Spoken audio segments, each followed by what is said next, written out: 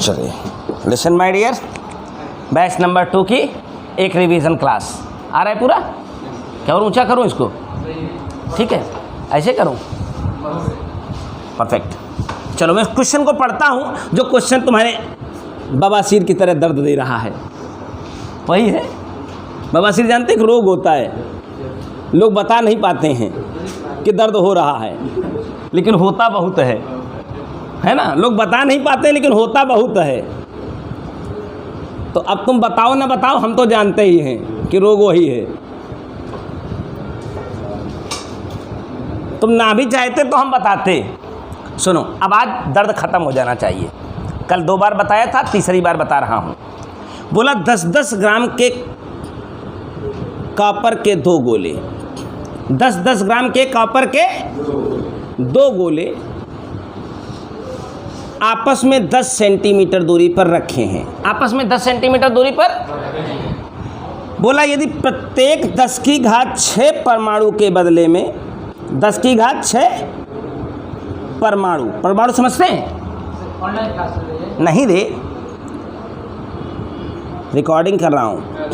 10 की घात 6 परमाणु के बदले में 1 इलेक्ट्रॉन मिलता है।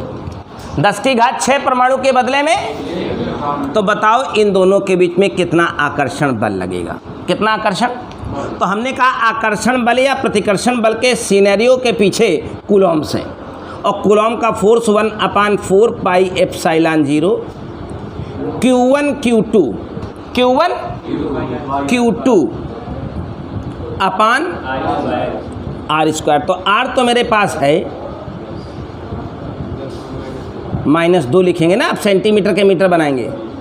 तो जब तक आपको पता है ये फोर्स नहीं निकाला जा सकता जब तक कौन ना मिल जाए, Q1 और Q2। और आवेश के पीछे की कहानी थी कि जब तक इलेक्ट्रॉनों का मूवमेंट नहीं होता है आवेश की कोई कहानी सेट। और उसी इलेक्ट्रॉन के मूवमेंट की एक बड़ी गहरी इंफॉर्मेशन, बड़ी गहरी साजिश आपके साथ रची गई है। कह रहा है यदि 10 की घात 6 परमाणु के बदले में कई इलेक्ट्रॉन इससे इसमें जाता, तो सबसे पहले तो ये पता करूं कि इसमें परमाणु हैं कितने। अब परमाणु कितने हैं इसके लिए एक ज़रूरी शर्त है कि आपको मोल कंसेप्ट का ज्ञान होना चाहिए, क्योंकि परमाणुओं की संख्या का कहानी मोल कंसेप्ट में ही बताया गया है। बताया गया कि नहीं? परमाणुओं की संख्या की कहानी को किसमें बताया गया है? मोल कंसेप्ट में बताया गया। मानते हो कि नहीं? परमाणुओं की संख्या के बारे में किसमें बात की गई है? मोल कंसेप्ट में। क्लियर है कि नहीं है? तो सुनो, मोल कंसेप्ट हमने कल भी बताने की कोशिश की थी, आज फिर बता रहा हूँ, याद कर लो। 12th में तुमको मैं जीने नहीं दूंगा अगर तुमने मोल कंसेप्ट तैयार नहीं किया तो। फिर आज तो याद करवा दे रहा हूँ, अगले दिन जूता लात होगी, याद रख लेना।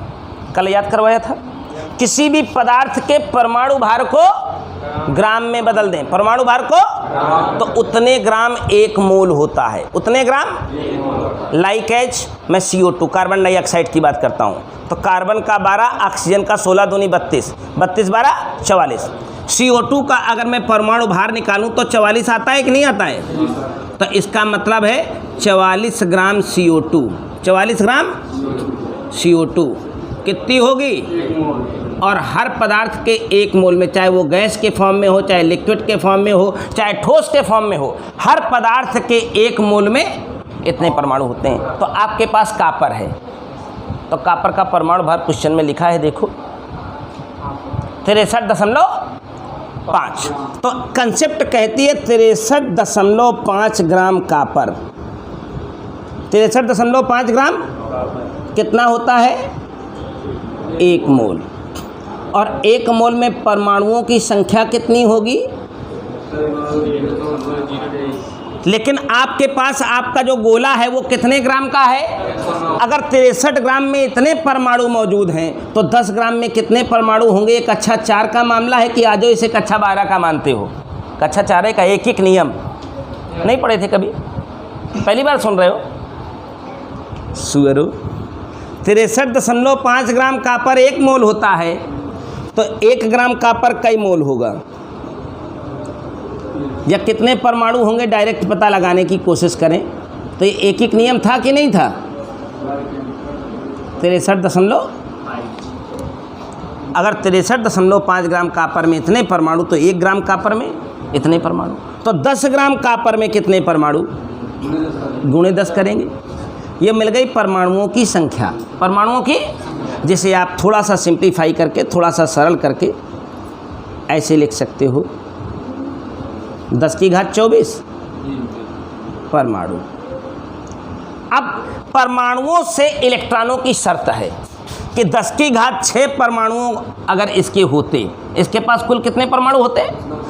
तो एक इलेक्ट्रॉन जाता, और इलेक्ट्रॉन का आना या इलेक्ट्रॉन का जाना ही आवेश से। इलेक्ट्रॉन का आना, तो अब इससे इलेक्ट्रॉन इसमें जाएंगे तो जितना इलेक्ट्रॉन इससे निकलेगा उतना इसमें जाएगा, यानी जितना इस पर पॉजिटिव चार्ज आएगा उतना ही इस पर, यानी Q1 और Q2, अब Q1 Q2 नहीं रह गए, दोनों Q हो गए, बस अंतर हो गया, एक पॉजिटिव दूसरा। तो अब Q1 Q2 का झमेला भी खत्म हो गया, दोनों Q हो जाएंगे। अब Q बराबर एक ही शर्त है Ne, Q बराबर, यहाँ N के बारे में हमने डिटेल डिस्कशन किया है, बताया है N क्या है? स्थानांतरित इलेक्ट्रॉनों की संख्या। तो अब उसकी सारी कहानी फिजिक्स के कॉन्सेप्ट से होकर जाती है कि 10 की घात 6 परमाणु होते तो एक इलेक्ट्रॉन ट्रांसफ़र होता, लेकिन आपके पास कितने परमाणु हैं पता चल गया। तो फिर से एक बार और एक नियम, 10 की घात 6 परमाणु कितने इलेक्ट्रॉन देते हैं? एक इलेक्ट्रॉन देते हैं क्या? 10 की घात 6 परमाणु कितना इलेक्ट्रॉन देता है? लेकिन आपको पता चल गया है कि 10 ग्राम के कॉपर में कितने परमाणु हैं। तो अगर एक परमाणु होता तो कितने इलेक्ट्रॉन देता? 10 की घात 6 परमाणु एक इलेक्ट्रॉन देते हैं, तो एक परमाणु का इलेक्ट्रॉन देता, लेकिन आपके पास तो 10 ग्राम में इतने परमाणु हैं, तो इतने परमाणु यानी 6.02 10 की घात 24 बटे इतने परमाणु होते तो कितने इलेक्ट्रॉन मिलते? तो सीधे सीधे गुणा करने का नियम है, या ये नियम भी समझ नहीं आ रहा है? 63.5 इंटू 10 की घात 24 मिल गई क्या इलेक्ट्रॉनों की संख्या? बस इसी के चक्कर में तो आया था मैं। 6.02 अपान 63.5 इंटू 10 की घात 6 ऊपर चली जाएगी तो 18, 6 है 24 है, इलेक्ट्रॉनों की संख्या मिल गई। अब आप राजा हैं, राजा। Q बराबर यानी Q1 बराबर Q2 और दोनों बराबर क्या? यानी बस अंतर क्या होगा, एक पर पॉजिटिव और दूसरे पर Q बराबर यानी, तो N कितना पाए हैं, कितने इलेक्ट्रॉन इधर से उधर भगे हैं? अपान 63.5 इंटू 10 की घात 18 इलेक्ट्रॉन, और E का मान सबको बताया है बार बार, 1.6 10 की घात -19। बताओ ये क्या है? आवेश। यही Q1 है और यही Q2 है। आपकी तैयारियां हो चुकी हैं। अब आप इसमें रखिए 9 गुणते 10 की घात 9। Q1 और Q2 दोनों सेम हैं, जिसकी वैल्यू आपको मिली है 6.02 1.6 गुणा में करो ना, और 19 घात 18 घाट का मैनेजमेंट होकर के कितना हो जाएगा? माइनस की 1 घात बटे 63.5 का क्या whole square. Q1 Q2 same हो गए ना, अपान में R स्क्वायर, अपान में 10 की घात -2 का होल स्क्वायर। अब आप इसको जैसे बन पड़े, अब इसमें आपको फ्रीडम दे रहा हूँ, हाथ से, कैलकुलेटर से, मुंह से, पैर से, किडनी से, गुर्दा से हल होता होगा, कहीं ना कोई तरीका होता होगा। कई लोग दिमाग से हल करते हैं, कई लोग किडनी से हल करते हैं। तो जिससे हल होता हो, शरीर का जो अंग ये काम कर सकता हो तुम्हारा, तो करिएगा, तो आपको बिल्कुल एक्यूरेट आंसर। कुछ लोग अपना बिना दिमाग लगाए, मशीन होती है आजकल, एक मशीन आती है, इसको कैलकुलेटर नाम दिया गया है, उससे भी करते हैं। तो सब चीज़ों का फ्रीडम है। ऐसे चूतियापंथी के सवाल धरती पर कोई परीक्षा पूछती नहीं है, लेकिन आपको आना चाहिए। मेरा मानना ये है, आना इसलिए चाहिए क्योंकि इसके पीछे कंसेप्ट और लॉजिक बहुत साइंटिफिक हैं, वो तुम्हारी ज़रूरत है। इसके लिए मत तैयार करो कि परीक्षा में देना है। इसके पीछे का साइंस जो बेहद साइंटिफिक है, पीछे केमिस्ट्री भी आई, आपने देखा, ये क्या है? केमिस्ट्री नहीं है। तो आपको इसका आइडिया होना चाहिए, आपको इसका कंसेप्ट क्लियर होना चाहिए। बाकी जिसको बिलीव ना आता हो तो मशीन आपके पास उपलब्ध होगी, जल्दी जल्दी हल करके ये आंसर देखिए, बिल्कुल 100% मैच करेगा। कितना आएगा? 2.01 10 की घात 8 न्यूटन। 10 की घात स्ट्रॉन्ग अट्रैक्शन फोर्स होगा बहुत। उम्मीद करता हूँ अब तो समझ गए होंगे, नहीं समझ गए होंगे तो वीडियो भेजे दूँगा पीछे पीछे। हैं पूरा नहीं आया है, पूरा आ जाएगा। अरे आ गया है, थोड़ा सा इधर उधर मिसिंग है। अबे मेरे आइडिया को काहे चैलेंज करते हो बे, तभी तुम इसको थोड़ा सा इसे घुमा रहा था, थोड़ा सा मिसिंग, वो डेटा मिसिंग है वो तो रख लेंगे ना। तो ये सवाल हो गया पूरा। अगला सवाल देखेंगे, क्वेश्चन नंबर 8। 8 नंबर लगाने के लिए 7 नंबर को दोबारा लगाना होगा। 8 नंबर सवाल लगाने के लिए 7 नंबर को दोबारा लगाना होगा। तो उस दिन थोड़ा सा फ्लेवर दिखाए थे, आज क्वेश्चन नंबर 7 पर काम करते हुए 8 नंबर को डिस्कस करें, क्योंकि 8 लगाने के लिए 7 लगाना ही लगाना है, पूरा सवाल लगेगा। मैं सवाल पढ़ता हूँ। 8 और 7 दोनों एक ही थैली के चट्टे बट्टे हैं, या कह दें एक ही भाई हैं सगे, दोनों एक ही सवाल है। नहीं सर, हम लोगों में 8 और 9, हाँ किसी किताब में 8 9 होगा, किसी में 7 और 8 होगा। जो पिछली क्लास में मैंने बताया था, एक वर्ग के 4 कोने, एक वर्ग के और चारों कोनों पर 4 बिंदु आवेश क्यू क्यू क्यू रखे हैं। एक वर्ग के 4 कोने, चारों कोनों पर 4 बिंदु आवेश क्यू क्यू और क्यू रखे हैं। क्यू क्यू और क्यू रखे हैं, सही है। क्यू क्यू और क्यू रखे हैं, क्यू क्यू और क्यू रखे हैं। और इस वर्ग की भुजा ए है, वर्ग की भुजा। इन चारों कोनों का नाम क्रम से दिया गया था ए, बी, सी और डी। जो 7वां या 8वां प्रश्न है, किसी किताब में 7वां होगा, किसी किताब में यही प्रश्न 8वां है, इसमें तो कोई समस्या नहीं है ना। एक वर्ग के 4 कोनों पर 4 बिंदु आवेश क्यू क्यू क्यू रखे, नाम उनका ए बी सी डी है। प्रश्न उठा है कोने डी पर लगने वाला परिणामी बल बताएं। कोने डी पर लगने वाला परिणामी, आप अपनी किताब देखेंगे, एक पेज में बिहारी की कथा छापी है, या कह दो वाल्मीकि के रामायण लिखी है ना। एक रामायण बहुत सरल भाषा में लिखी गई है। किसकी रामायण है वो, इस पर वो रामलीला करते हैं। कब मिश्रा नहीं, रामचरितमानस के अलावा एक और रामायण लिखी गई है, जिसमें रामायण वो क्या कहते हैं, जो रामलीला होती है उसी पर करते हैं। वो एक दूसरी रामायण है। हाँ नहीं, रामचरितमानस तो बिल्कुल ओरिजिनल है। उसके अलावा एक और राइटर ने उस रामायण को बहुत सरल भाषा में और बड़ी धारा प्रवाह भाषा में लिखा है। कब है द्विवेदी? नहीं यार, वाल्मीकि तो ओरिजिनल है। जो रामचरितमानस का ही एक दूसरा रूप लिखा है, यार उसका क्या नाम है? हाँ? अरे उसमें उसी में क्या कहते हैं, वो रामलीला खेला करते हैं गा के, उसके गाने की भाषा बड़ी सुंदर है।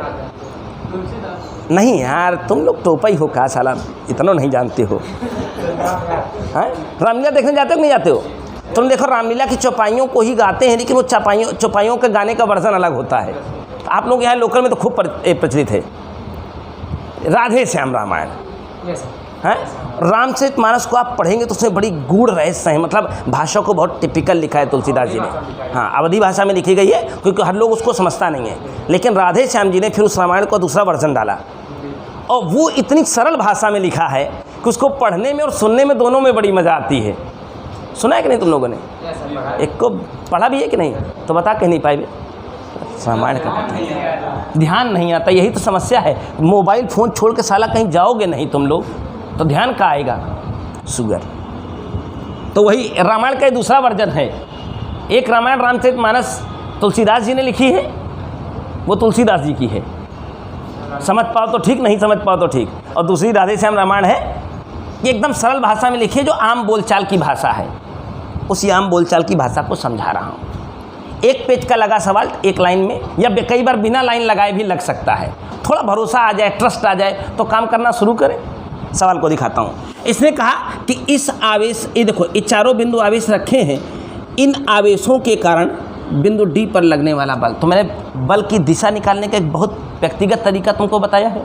जिस आवेश के कारण बल पता करना होता है उसको, तो आप इसको पकड़ेंगे क्या? पकड़ेंगे? कहाँ जाएगा ये?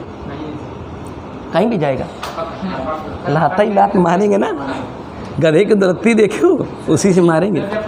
जब इसको पकड़ेंगे तो इसके जाने का केवल एक ही तरीका, रिपल्सन फोर्स।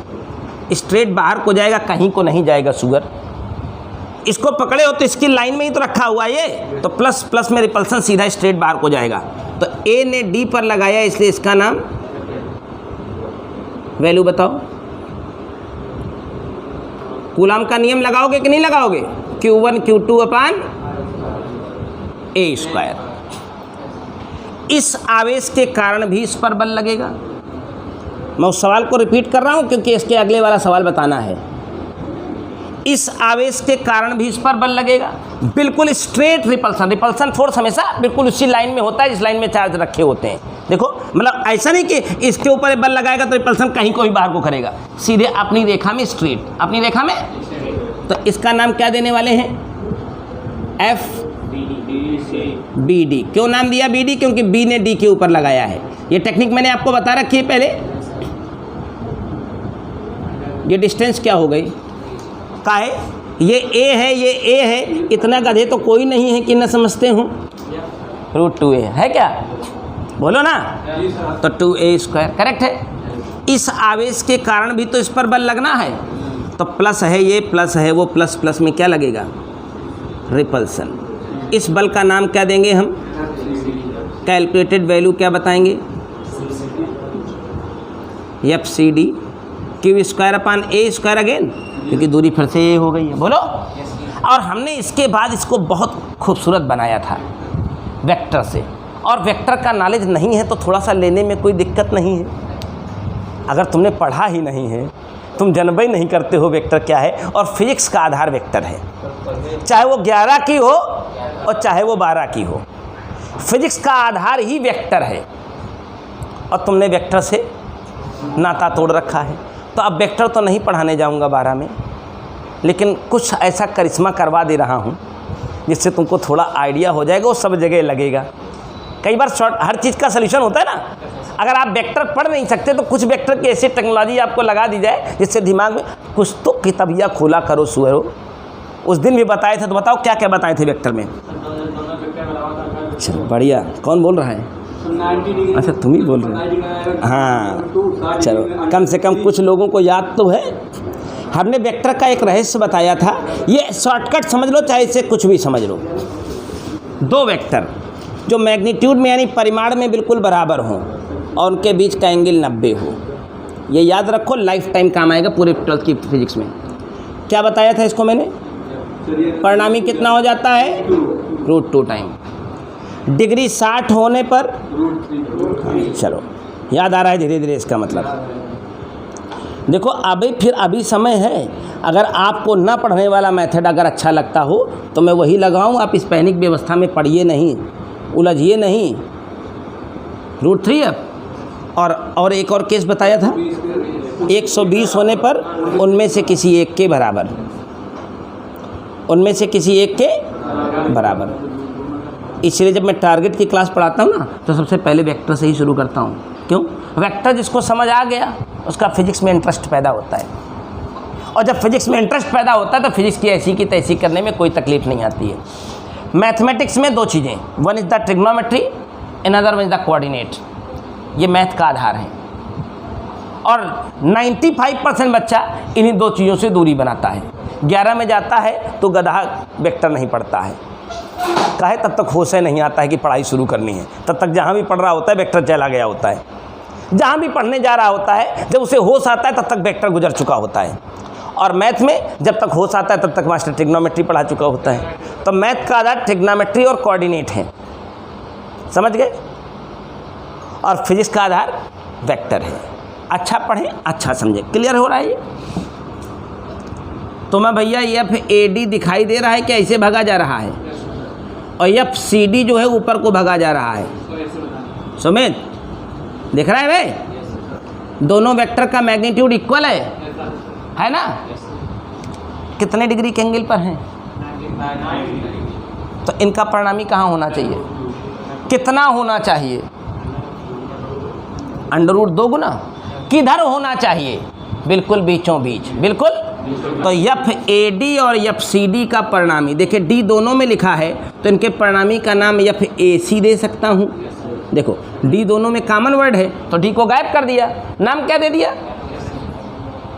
एफ ए सी बता रहा है कि मैं फलनवा और ढिकनवा जो कि परिमाण में दोनों बराबर थे इनका परिणामी हूँ। इनका अगर आपको अच्छा न लगता हो तो इसको एफ आर डैश लिख दीजिए, एफ आर इनका और इनका परिणामी। तो अभी आँख मीच करके लिखना है, इसमें कोई कथा बतानी है किसी को, सीधे अंडर रूट 2 गुना कर दें। बोलो क्यू स्क्वायर पाने स्क्वायर, क्लियर हो रहा है। अब आपने देखा कि इनका और इनका परिणामी इधर आ गया है तो इन वेक्टरों का अस्तित्व खत्म हो गया, इनका परिणामी निकल गया ना तो इनका काम खत्म हो गया, ये वहाँ है ही नहीं अब। तो एक वेक्टर पहले से यहाँ मौजूद था, एक इनका परिणामी उसी दिशा में और आ गया। तो एक प्रैक्टिकल व्यवस्था है। हमने कहा था एक बड़ा सा सामान पड़ा हुआ था, मैं अकेला जो है इसे 100 न्यूटन की फोर्स से खींचने में लगा था और मिश्रा जी आते हैं, बोले गुरुजी मदद करी का हम झेल ले थोड़ा, तो बोले 50 न्यूटन हम लगा दी, कितना ताकत हुई। लेकिन पता चला ये हमार दुश्मन आए सरवा, बोले हम ना लाई जाए देव गुरुजी तो अपने घर आई,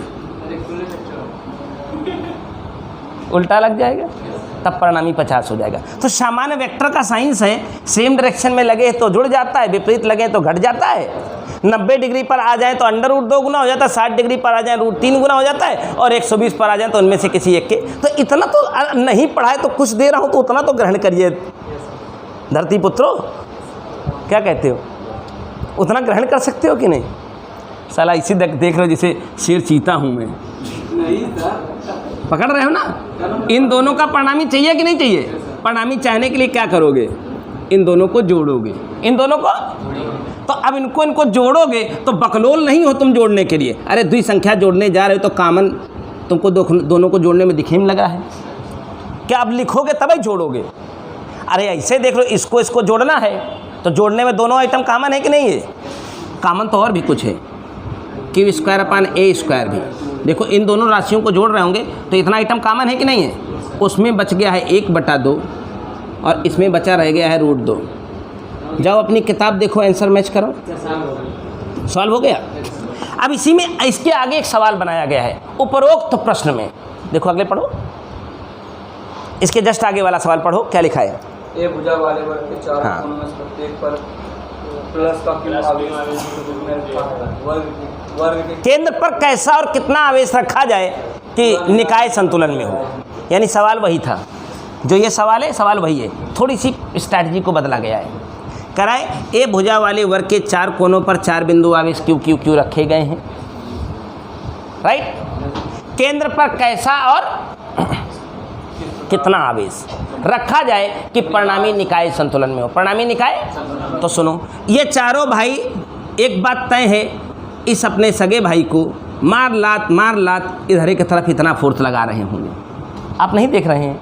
ये इनका सगा भाई है, देखो पॉजिटिव है ना, सेम है कि नहीं है। सगा भाई हमेशा लतियाता है, कई बार गैर लोग थाम लेते हैं, सगों से आप अपेक्षा ना करें तो।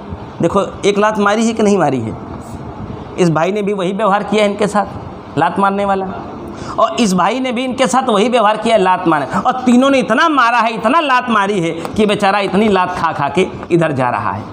अब नई सीन बनती है, हीरो की एंट्री हुई है, जो दोस्त है, जो कौन है, बोला अकेले संभाल लेंगे इन सालों को।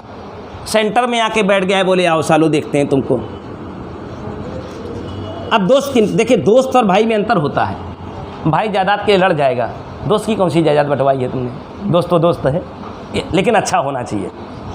तो एक दोस्त आया है, इनका दोस्त इसका।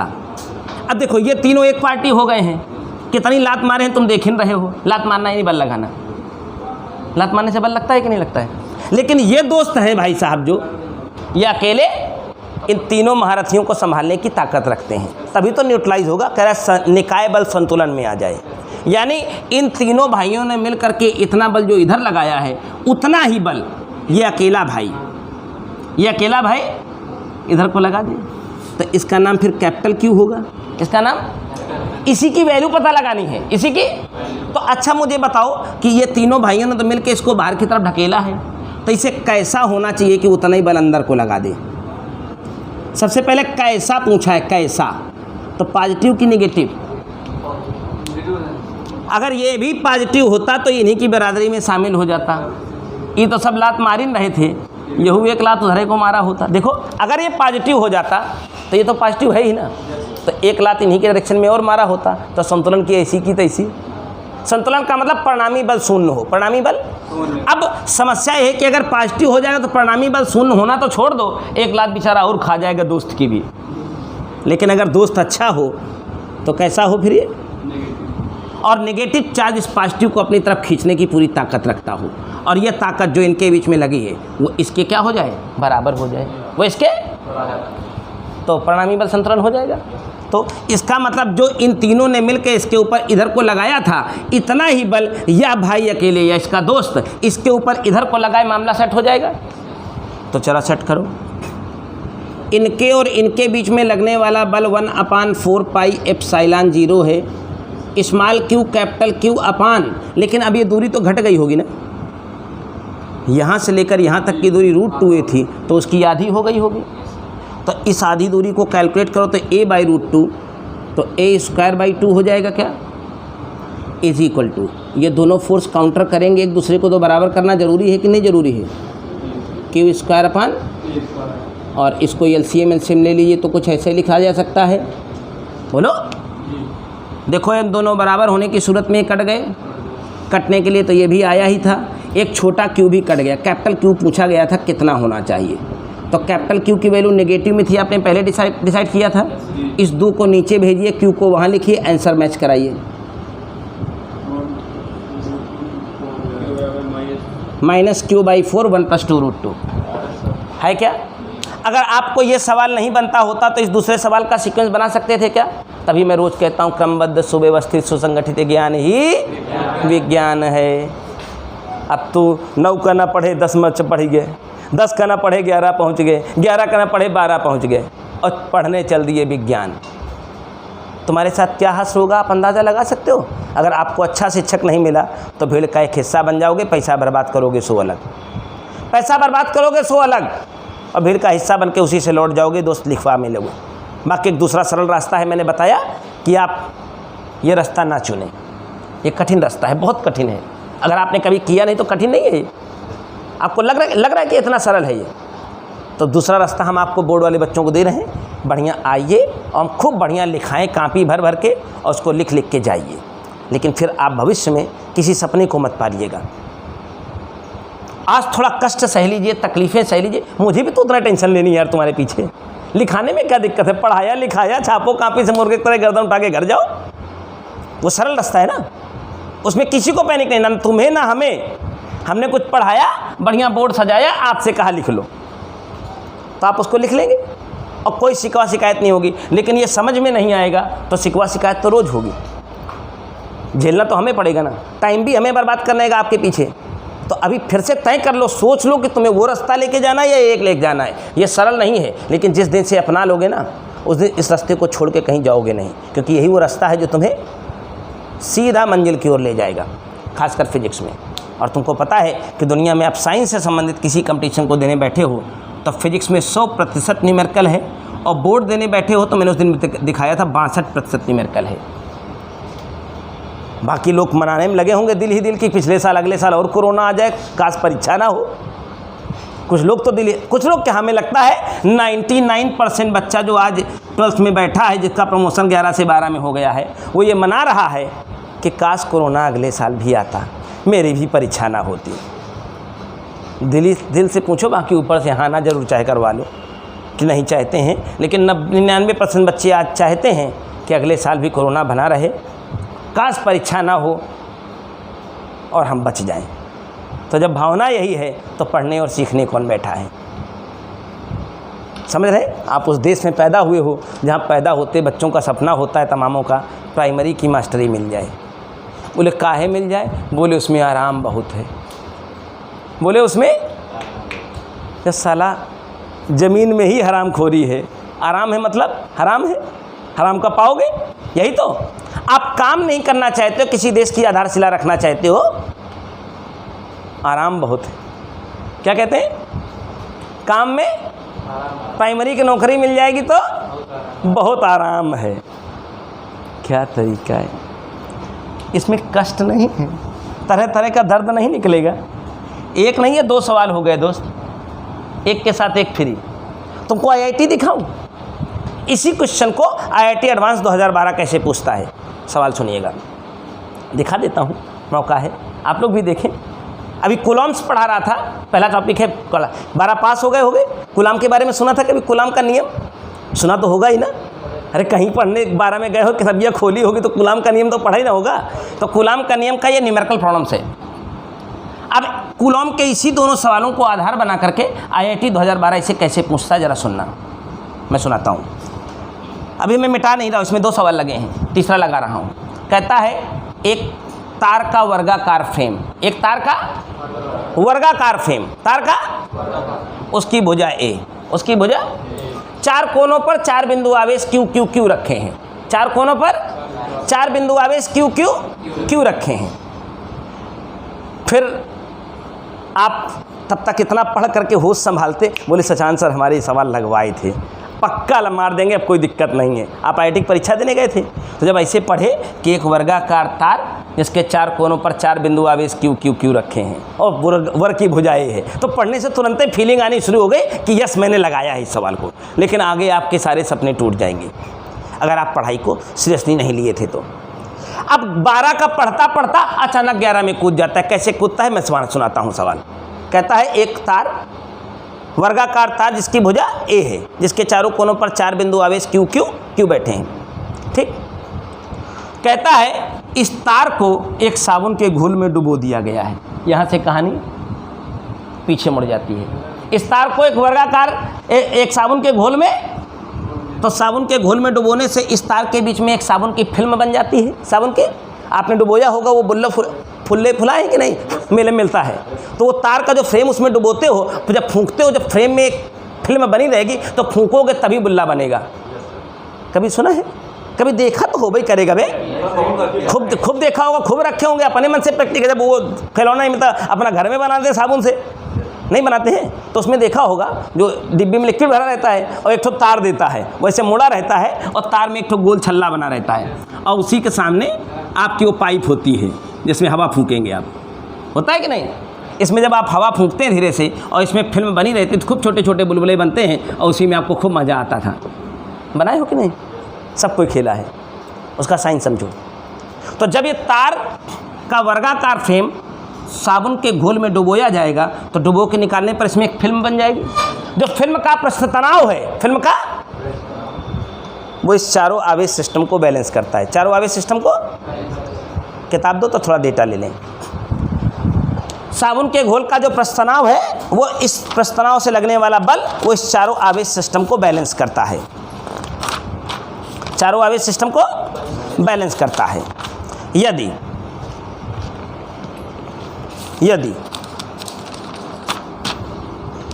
A बराबर K Q square by T की पावर 1/n हो तो n का मान बताओ। n का, तो ऊपर का 2 लाइन पढ़े तो मज़ा आ रहा था, बोले लगा वाला सवाल है, आ जाए ठीक है, एक सवाल चीर के जाएंगे ऐसी की तैसी। 3 सवाल में सिलेक्शन हो जाता है, क्योंकि एडवांस में 10, 11, 12 ठो सवाल रहेगा, 3, 3.5 ठो सवाल किए रहोगे तब तक हो जाएगा। तो एक तो फाड़ ही देंगे आज, लेकिन सारे सपने टूट गए जहाँ साबुन में वो डूब गया, जहाँ साबुन में वो, यहाँ तक तो बढ़िया चल रहा था। तो सुनो, साबुन के घोल में जब वो डूब गया तो प्रश्न में बताया गया कि साबुन का जो पृष्ठ तनाव है, साबुन का जो, उसके कारण ये चारों आवेश संतुलित हो जाते हैं। चारों आवेश, तो सुनो ये वाली सीन क्लियर है ना, इसको मैं हटा देता हूँ। तो अगर ये चारों आवेश ऐसे ऐसे ऐसे वर्ग के कोने पर रखे होते तो किसी भी एक कोने पर परिणामी बल यही लगता, बोलो यही था ना। और यही जो परिणामी बल है वो साबुन के घोल द्वारा लगाए गए पृष्ठ तनाव के बल से संतुलित हो जाता है। तो अब कक्षा 11 में पृष्ठ तनाव का एक चैप्टर पढ़ाया जाता है, चैप्टर नंबर 12 पृष्ठ तनाव। बोले वो भी तो नहीं देखे हैं कैसा होता है, ईमानदारी से बताना, ईमानदारी से बताना कि वो भी तो नहीं देखे पृष्ठ तनाव का चैप्टर क्या था। पढ़ना तो बहुत दूर की बात है और आप सोच रहे हैं मैं कंपटीशन दूंगा, तो या तो आप उसे पढ़ लीजिए तो भाग जाइए, 2 विकल्प हैं। पढ़ने के लिए आए तो पढ़िए, फिर मैं पढ़ाऊंगा। तो साबुन के घोल वाले चैप्टर में जब पृष्ठ तनाव में जाते हैं तो पृष्ठ तनाव का एक सूत्र मिलता है, पृष्ठ तनाव का एक सूत्र मिलता है, T बराबर F/L, T बराबर किसी द्रव के पृष्ठ पर खींची गई एकांक रेखा की लंबाई पर लगने वाला बल ही प्रस्तनाव होता है। तो प्रस्तनाव के कारण उत्पन्न बल F बराबर T इंटू यल हो जाएगा। यल ये बोले तो इस पूरे आयत की लंबाई यानी पेरीमीटर, आयत की लंबाई के रूप में क्या आएगा इसका परिमाप। तो इस आयत का परिमाप कितना हो जाएगा 4 ए चारों भुजाओं जोड़ दोगे तो कितना आएगा। तो प्रस्तनाव के कारण लगने वाला बल इन आवेशों के कारण लगने वाले बल को संतुलित करता है, बल को। तो परिणामी बल ये आया था और संतुलित करने के लिए यानी जो परिणामी बल है वो अब किसके बराबर होना चाहिए T इंटू, तो फलाना तो ये कांस्टेंट है, जितने कांस्टेंट है सबको K कहा गया, सबको K कहा गया। तो इसको भी हम K कह दें, ये भी कांस्टेंट है तो इसको भी हम K कह दें। जितने कांस्टेंट है सबको क्या कह दिया गया एक सुर में K, बोलो। तो ये भी तो कांस्टेंट है, ये भी हो गया K। तो ये सब कांस्टेंट कांस्टेंट कांस्टेंट मिलके सब हो गए K, सब हो गए। तो उनको K क्यों मत कहिएगा, कांस्टेंट तो K हो गया ना सब। 4 भी कांस्टेंट है, ये भी कांस्टेंट है, ये भी, ये संख्या है ना, ये संख्या है ना, ये भी संख्या है ना, ये सब कांस्टेंट। तो A को ऊपर ले जाओ तो क्या बन जाएगा K सारे K हो गए, Q स्क्वायर यहाँ बैठा है, T नीचे चला गया, बोलो। और अब हमसे कोई कहता है A का मान निकालो, तो इतनी गणित सबको पता होगी, इधर की घात उधर जाती है तो 1/, हो जाती है। नहीं पढ़े हो, इसकी भी घात चढ़ेगी 1/3 होगी, लेकिन वो तो कांस्टेंट ही रहेगा ना। इसकी और इसकी तुलना करो तो n बराबर कितना आया है, वो इसका आंसर था, वो इसका। अब तुमने प्रस्तनाव नहीं पढ़ा है, तुमने इन सवालों का भी हाथ लगाया नहीं है और कुलाम ला पढ़ के मुंबई फिर रहे हो, कोचिंग घर घर। तुम IIT की तैयारी करोगे, कभी नहीं हो सकती है। अगर आपका शिक्षक अच्छा नहीं है आप IIT की तैयारी नहीं कर सकते हो। ऐसे हवा में बात मत करिए, जिम्मेदार बनिए तो बात बनेगी। आप देख रहे हैं कुलामला में कितनी गहराई है, नापी गहराई कि नहीं बे। एक सवाल परसों था, एक आज आया, एक IIT का आया, सब एक सिरे पर आया, कहीं और से बंधे हैं। तो आप अगर पढ़ना लगाना चाहते हो, जीना चाहते हो फिजिक्स को, तो कुछ घंटे तो बलिदान करने पड़ेंगे फ़ोन छोड़ करके, नहीं तुम्हारी ज़िंदगी वही 5 इंच की हो गई है। पा गए तो दे धक्का धक, एक बार नोटिफिकेशन बजा, टिन, पट से उठाए, कहूँ मेरा के फ़ोन का मैसेज तो नहीं आया। अब पता चला आ गया अगर, तो 2 घंटा के पीछे मोबाइल ना छोड़ोगे तो मोबाइल पकड़ ले, चाहे पढ़ाई कर ले। अब सब तुम्हारे हाथ में है। अब तुम बलिदान करना चाहते हो तो अपने उन घंटों का बलिदान कर लो जो उसके पीछे फेंकते हो, और पढ़ना चाहते हो तो मैं पढ़ाने को तैयार हूँ। नहीं पढ़ना चाहते हो घर जाओ अपने अपने। हम कौन सा तुमको यहाँ बुलाए हैं, बुलाए हैं क्या? किसी को बोले तुम्हारे यहाँ पढ़ने, हम कह रहे जाओ यहाँ से। हम किसी को, अच्छा एक को किसी आदमी को फ़ोन किए हों यार तुम यहाँ आया करो, बताना, कभी नहीं किया किसी को, ना कभी करता हूँ। यानी इंक्वायरी पर 1000 आदमी रोज़ आता है, किसी का नंबर नहीं लेता हूँ, नहीं समझे? ये तुम आना, तुमको करना पड़ेगा मुझे फ़ोन, तुम्हें पढ़ना है ना। हम तुम्हारे पीछे क्या फिरे कि तुम हमारे पास पढ़वा करके। मैं कोचिंग थोड़ी ना हूँ, मैं शिक्षक हूँ, नहीं समझे? कोचिंग का होता तो मैं भी एक लड़की बैठा देता, कहता दिन भर करो फ़ोन, लड़का जाने ना पाए, नहीं समझे? दिन भर करो फ़ोन, केवल तुम्हारी यही ड्यूटी है, लड़का जाने ना पाए। कैसे भी उसको फंसा के लाओ। जब फंसा के लाते तुमको पढ़ाते थोड़ी ना, तुमको मुर्गा बनाते। मुर्गा फंसा के लाया जाता, उसको काटा और हलाल किया जाता है, पढ़ाया थोड़ी नहीं जाता है, समझे ना? तो ऐसी जगहों से बचो जहाँ फंसा के लाए जाते हों और आपको लगातार फ़ोन करके प्रेस करता हो। अगर वो इतना अच्छा है, कहता है इंडियाज़ नंबर 1, बे साला इंडियाज़ नंबर 1 तो कहा घात छोल रहे हो वहाँ। एक को लड़का सेलेक्ट नहीं हुआ कभी, इंडियाज़ नंबर 1 हो गए, इंडियाज़ नंबर 1। पैसा कितना? 70,000 जमा कर दो पहले दिन, इंडियाज़ नंबर 1 है। रिजल्ट वो ई बैच वाला सी का बताएगा, सी वाला डी का बताएगा, डी वाला ए का बताएगा। बोले इस बैच से रिजल्ट हुआ था, इस बैच से कुछ नहीं हुआ है। बोले हमारे साथ तो ये कोई पढ़ता नहीं था। बोले वो डी बैच का था। डी बैच वाला है, बोला हमारे साथ तो ये कोई पढ़ता नहीं। बोले वो ए बैच का था। अच्छा तमाशा बना रखा है दोस्त। अब बाकी अगर सचान सच से मिलोगे तो शायद जो रिजल्ट तुम्हें दिख रहे होंगे वो तुमने उनको यहाँ रोज़ आते जाते देखा ज़रूर होगा, रोज़ देखा होगा, रोज़ उनको मिलते जुलते होगे। नहीं देखे होंगे। तुम 11 में थे, वो 12 में थे, लेकिन मिले और दिखे ज़रूर होंगे। मानते हो कि नहीं? तो कूलॉम्स लॉ का सीन बन रहा है कि नहीं बन रहा है? तो थोड़ा अपने लिए काम करो यार। आज थोड़े दिन छोड़ दोगे मौज मस्ती, आज थोड़े दिन फ़ोन छोड़ दोगे तो ज़िंदगी सही जगह में सेटल हो जाएगी। नहीं छोड़ोगे तो भटकोगे ज़रूर, राहें आसान नहीं होंगी, परेशानियाँ उतनी ही रहेंगी। समझ गया कि नहीं? एक सीन और बनाई जाए, किताब दो, एक सवाल और। क्वेश्चन नंबर 9 आप देख पा रहे हैं? एक सवाल है यहाँ, कूलॉम्स का क्वेश्चन है। सवाल बना रहा हूँ, समझने की कोशिश करिएगा। कठिन कुछ नहीं है, कठिन कहीं नहीं है, और कठिन एक भी चीज़ नहीं है। उसी के जस्ट आगे नई पुरानी किताब, अगर पुरानी किताब होगी तो हो सकता है सवाल ना हो, नई किताब में सवाल मौजूद होगा। मैं पिक्चर बना रहा हूँ, अगर आपकी किताब में मैच करता हो तो किताब से पहले पढ़ के देखें, ना मैच करता हो तो हमें सुने। कई बार सबके पास नई पुरानी किताबें हैं। ट्रायंगल बना हुआ है ना? कहाँ पहुँच गया रे? वो इलेक्ट्रिक फील्ड है शुगर। हाँ तो ये तुम्हारी किताब में नहीं है। मैंने कहा 2015 के पहले की किताबों में नहीं होगा। सर 2019 की है। नहीं, सवाल ही पैदा नहीं होता। कौन सा तुमको बताया 2019 है? जब देखो 2013 की या 14 की किताब है। देख 17 की है। फिर फारसी बोल रहा हूँ मैं, वही कह रहे हैं। सुनना, एक समबाहु त्रिभुज है, भुजा की लंबाई L है, भुजा की लंबाई L है। यहाँ पर बैठा हुआ चार्ज माइनस का Q है, माइनस का। यहाँ पर बैठा हुआ चार्ज प्लस का Q है, यहाँ पर बैठा हुआ चार्ज प्लस का Q है। कह रहा है त्रिभुज के केंद्रक O पर, त्रिभुज के केंद्रक O पर प्लस Q आवेश, कितना? त्रिभुज के केंद्रक O पर प्लस Q आवेश रखा है। केंद्रक का नाम O हो गया है। केंद्रक का नाम, इस केंद्रक पर रखा जाने वाला आवेश कौन है? Plus Q। ये कैसा आवेश है? ये कैसा आवेश है? ये कैसा आवेश है? प्लस Q है। क्या मौजूद है? सारे चार्ज यहाँ बैठे हैं और मौजूद हैं। और सवाल उठता है परिणामी बल का मान और दिशा, परिणामी बल का मान और दिशा, परिणामी बल का मान और दिशा। तो परिणामी किसके ऊपर चाहिए? इसके ऊपर।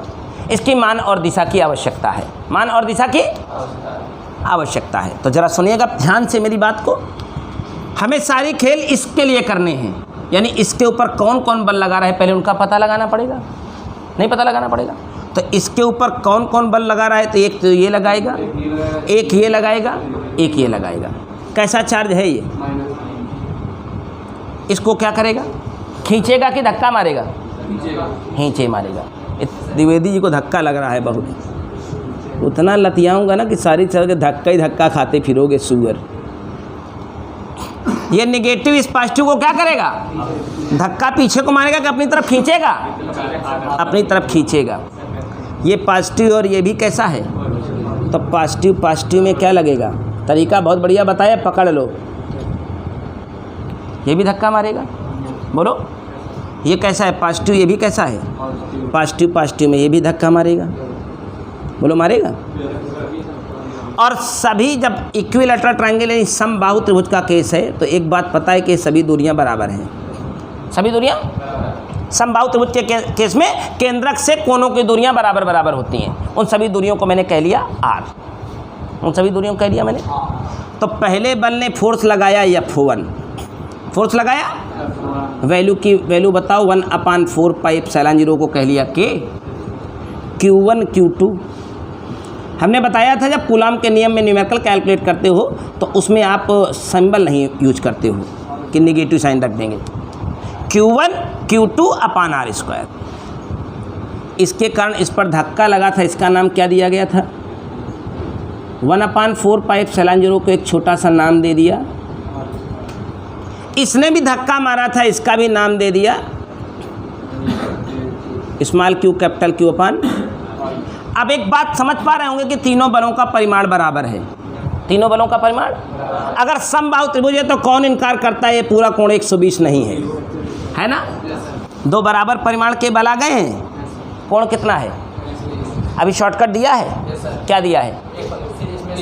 हाँ दो बराबर परिमाण के बल हो 90 डिग्री पर तो √2 टाइम, 60 डिग्री पर तो √3 टाइम, 120 डिग्री तो उनमें से किसी एक के बराबर और बिल्कुल बीचों बीच। F2 और F3 का परिणामी उनमें से किसी एक के बराबर और बीचों बीच हो जाएगा। तो इनका और इनका परिणामी इनमें से किसी एक के बराबर हो गया और बीचों बीच हो गया, तो F2 और F3 का परिणामी F23 हो गया कि नहीं? उसको आप K कह सकते हो, स्मॉल क्यू कैपिटल Q अपान R स्क्वायर बोल सकते हो। बोलो, इनका और इनका परिणामी इधर की डायरेक्शन में ही मिल गया, वैल्यू इतनी हुई क्या? अब पहले से एक बल F1 उसी डायरेक्शन में मौजूद है, तो इसको और इसको जोड़कर ही तो अंतिम परिणामी निकालेंगे। तो फाइनल आंसर यानी जिसको मैं F रिजल्टेंट कहूँगा, उसके लिए इसको और इसको क्या करूँगा? जोड़ूंगा। क्यों जोड़ूंगा? क्योंकि इनका परिणामी इधर की तरफ आ गया है और उधर एक तरफ एक लगने वाला लग रहा है पहले से, तो हमने कहा कि एक पहले से लगने में लगा हो, एक आदमी और आके धक्का लगाए तो दोनों जुड़ जाएंगे कि नहीं जुड़ जाएंगे? और दोनों आइटम सेम है, जोड़ने के लिए ज़्यादा मेहनत नहीं करनी, सीधा दुगना करना है। बोलो, अपान R स्क्वायर। K की वैल्यू क्या थी? क्योंकि मैंने शॉर्टकट बनाने के लिए इसकी वैल्यू बराबर लिखी K, तो आज इसको वापस लिखना पड़ेगा। अब सारा खेल अभी R के लिए बचा हुआ है दोस्त। इसकी भुजा L बताई गई थी, इसकी भुजा, और R का मान L के पदों में लाना जरूरी है, नहीं तो आंसर गलत हो जाएगा। तो थोड़ी सी साइंस या थोड़ी सी मैथ का फेवर लीजिए। ये अगर समबाहु त्रिभुज है तो सेंटर से इस पर लंब डालें तो आधा आधा कर देता है, आधा आधा कर देता है, तो ये डिस्टेंस L/2 हो जाएगी। अगर समबाहु है तो ये कोण 60 था, तो ये आधा कोण 30 हो जाएगा।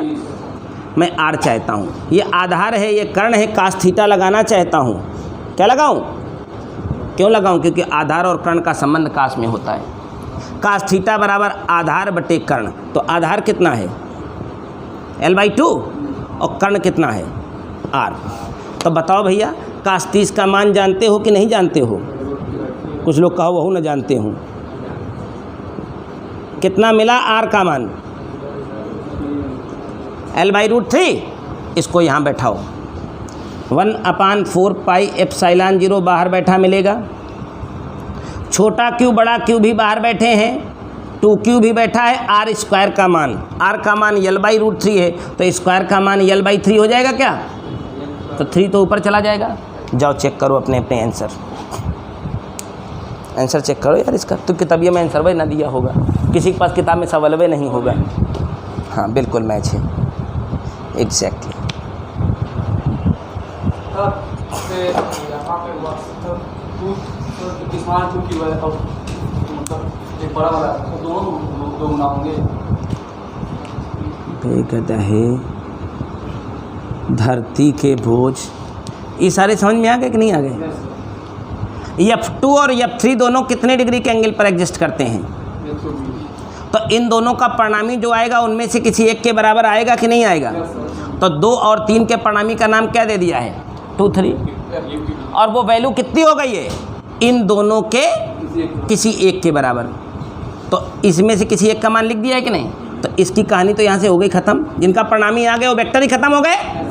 अब F23 इधर की तरफ मौजूद है, इसका नाम F23 है और वो वैल्यू K/Q अपान R स्क्वायर। बोलो, तो अब ये बल पहले से यहाँ लगने में लगा था, इनका परिणामी उधर की तरफ लगने लगा, तो इनका परिणामी निकालने के लिए दोनों को जोड़ना होगा कि नहीं? तो जोड़ा तो कितना आ गया? इसी का दुगना कि नहीं? वही तो लिखा हुआ है। अब K का मान फिर हमने यहाँ इम्प्लीमेंट कर दिया है, दुगना रखा हुआ है, अभी R बचा हुआ है। क्या बचा हुआ है? R जब तक L के पदों में नहीं लिखेंगे तब तक आंसर मैच। तो R का मान L के पदों में निकालने के लिए थोड़ी त्रिकोणमिति गणित विज्ञान को जानते हो कि नहीं जानते हो? अगर समबाहु त्रिभुज था तो ये कोण कितना था? कास 30 बराबर आधार बटे कर्ण, आधार बटे लगा करके R का मान L के पदों में आ गया कि नहीं आ गया? भेजे में बात धंसी कि नहीं धंसी? जाओ बायोलॉजी वाले बायोलॉजी पढ़ो, जाके उधर वाली क्लास में जाओ। पढ़ चुके? ये बायोलॉजी कब पढ़े थे? अच्छा बायोलॉजी जल्दी थी ना, ठीक समझ गया। ठीक, बायो वाले बच्चों की क्लास सुबह, वीडियो तो बंद कर देना।